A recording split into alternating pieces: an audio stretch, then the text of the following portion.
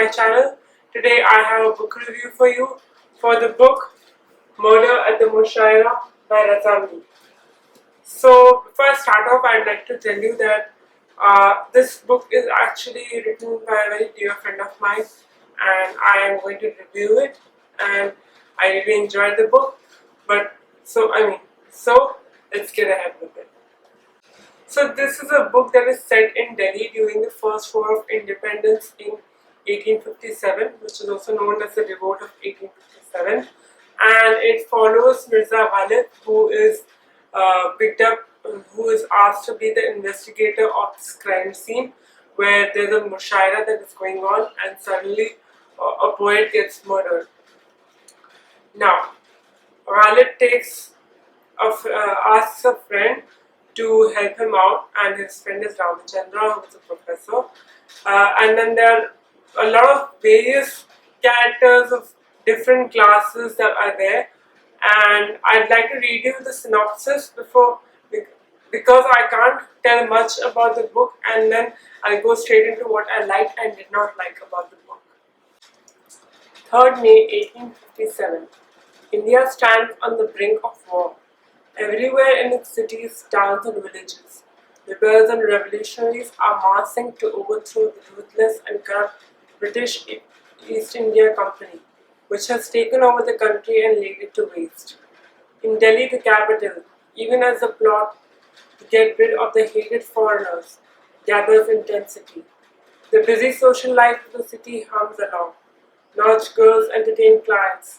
Nawabs host mushairas of poetry soirees, in which the finest poets of the realm congregate to recite their latest verse and intrigue. The wealthy royster and magnificent havelis and the drinking dens of the city continue to pack in customers. One morning, Kallu, a retainer at Delhi Haveli, cleaning up after a grand mushaira, discovers a poet stabbed to death with a polished agate dagger. Gruesome as it is, the murder appears to be a fairly run-of-the-mill crime until anxious officials of the East India Company make it a matter of the highest priority. Instructions are issued for the murderer to be found and arrested immediately. But who is the killer? The dead man had many enemies, and the investigating officer, Kirorumal Chansuk, soon discovers that there are dozens of suspects, an equal number of motives, and waves of secrets and lies that threaten to overwhelm him. As the pressure on him to solve the crime increases, Chansuk turns to Mirza Ghalib, poet laureate and amateur detective, for help. Ghalib's tools are his formidable intelligence, intimate knowledge of the machinations of Delhi high society, ferocious curiosity and reliance on the new science of forensics that his friend the scientist Ramachandra has introduced him to. As Ghalib begins to collect evidence and dig into the case, he uncovers an ever-widening list of suspects and a sinister conspiracy that involves many of Delhi's most important men and women. Set against the backdrop of India's first war of independence, Murder at the Mushaira is at once brilliantly constructed murder mystery and the finest historical novel by an Indian author in recent times. So, in this book, we have Ghalib, as the book mentioned. Well, we obviously don't know if he was actually an investigator in real life, but he mostly spoke Farsi. And in this novel, we are seeing him as the main character, and he's really fun to be with. So now I'll go on to talking about what I liked in the story as I continue to read. So in this book, as I read, that there was a lot of violence in it, and there was a lot of tension and pressure in the air, as there's also a revolt going on. And what I really like about the story is the various class of characters of the society that took place in the story and how they contributed to the murder mystery. And that was really amazing. I think the author has done a great job of research, and I wouldn't be surprised because I know him as a professor, and well, they do their research well. So I do love a good mystery, and one of the reasons that I really like Ghalib in the story as an investigator is that unlike Sherlock Holmes, he has a lot of empathy in him and a lot of, well, very a lot of kindness in him compared to the brash way that Sherlock kind of doesn't think about how he's going to break the news to his clients. So that's something I really like. And one of the only things that I didn't like about the story, and it could possibly be my own personal experience, is the dick jokes. I don't enjoy jokes on any part of the body, be it male or female. It kind of grosses me out.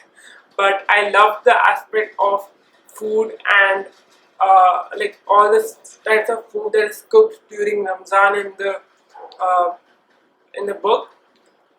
There is also a sense of the Shia community in the book, because this is not a, well, it doesn't have anything to do with the Sunni community, it has to do with the Shia community, and I really like that.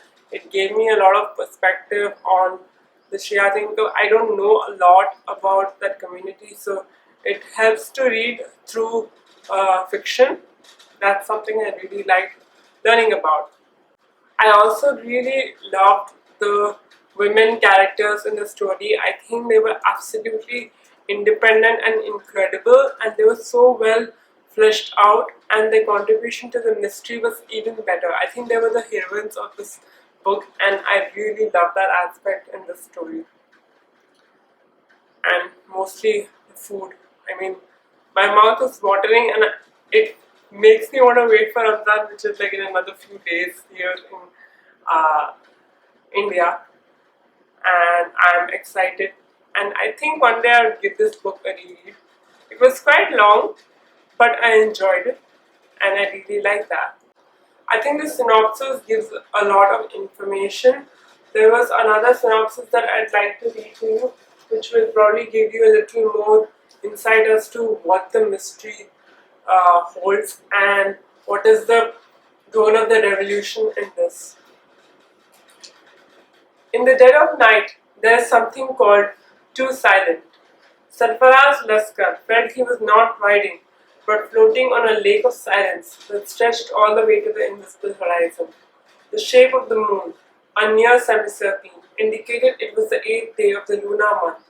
It promised to sink soon, hopefully enveloping him in total darkness.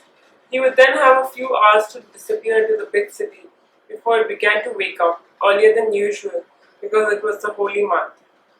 The earlier Ramzan bustle in the Muslim quarter could be his ally. It would help him slip into the Red Fort unnoticed, find the soldiers he needed to contact, give them the package, and be done with his task.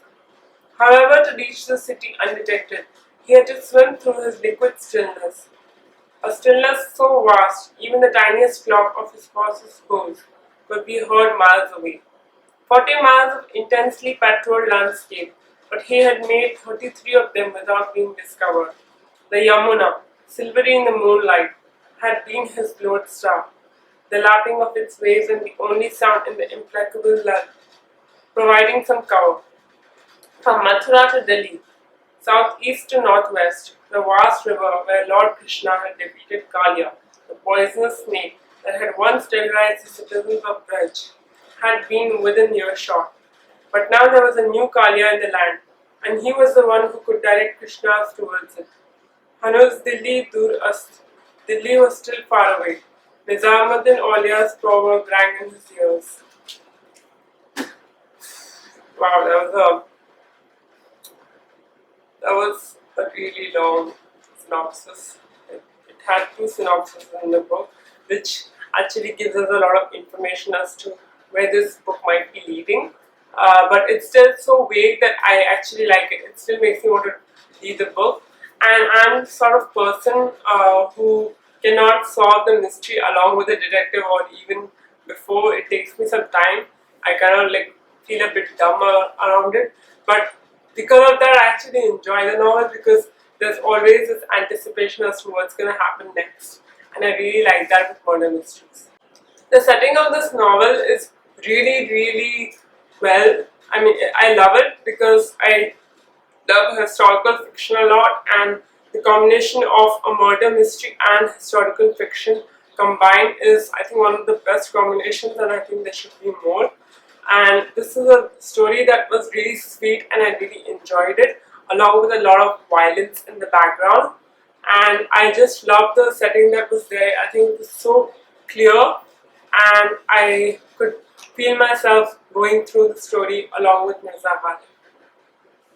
And one of the other things that I really liked about the story is that every time a chapter starts, there's always a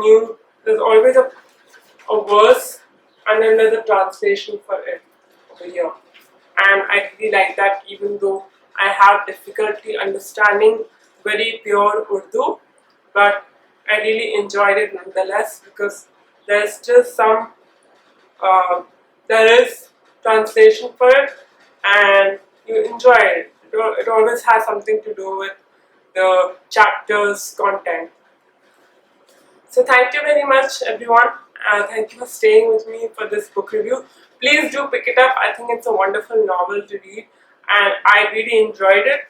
And thank you very much again.